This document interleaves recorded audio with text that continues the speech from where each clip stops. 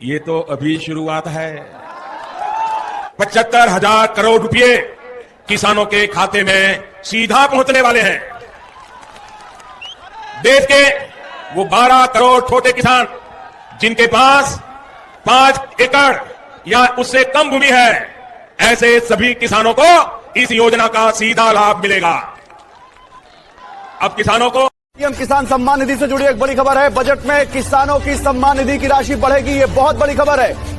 किसानों को लेकर मोदी सरकार का फोकस हर बजट में दिखा है। और इस किसान सम्मान निधि योजना के तहत तो जैसा कि आपने देखा कि लाइव प्रो प्रधानमंत्री नरेंद्र मोदी जी सभी सामान पे यानी कि खाद पे, बीज पे, सभी सामान पे जो है वो छूट पे छूट किए जा रहे हैं। और इसी बीच प्रधानमंत्री नरेंद्र मोदी ने एक और किस्त का पैसा जो है वो ट्रांसफर करने का ऑफिशियल घोषणा किया है, यानी कि हम बात कर रहे हैं 17वीं किस्त का। जी हाँ, आपकी जानकारी के लिए बता दें कि पीएम किसान सम्मान निधि योजना के तहत 17वीं किस्त का पैसा जो है वो प्रधानमंत्री नरेंद्र मोदी ने ऑफिशियल घोषणा कर दिया कि कब तक किसानों के बैंक खाते में किस दिन जारी होने वाली है पीएम किसान योजना की 17वीं किस्त की धनराशि। तो चलिए जानते हैं इस वीडियो के माध्यम से कि कब तक आपके बैंक खाते में पैसा आने वाला है, आएगा या फिर नहीं आएगा, इसके बारे में भी पूरी डिटेल के साथ बात करेंगे। तो एंड तक बने रहिएगा हमारे साथ। चैनल पे पहली बार विजिट कर रहे हैं तो एक लाइक, सब्सक्राइब, ज्यादा से ज्यादा शेयर, फॉलो कीजिएगा।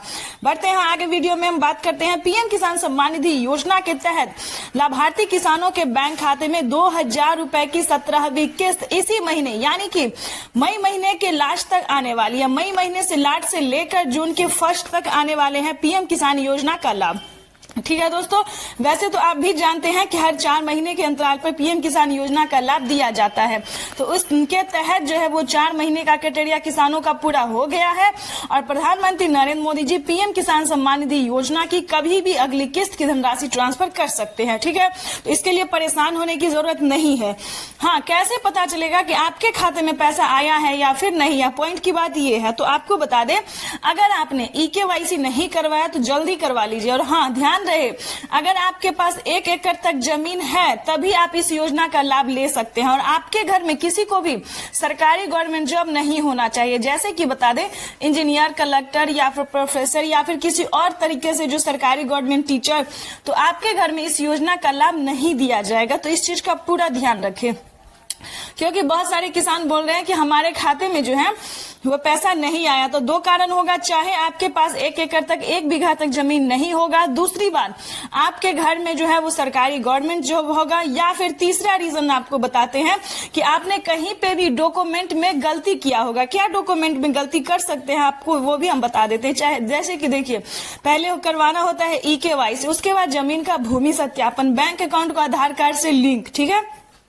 रजिस्ट्रेशन करना, उसके बाद जो है आवेदन की प्रक्रिया आपको सही देना होता है, क्योंकि आवेदन देने के दौरान सभी चीजों का ध्यान भी रखा जाता है।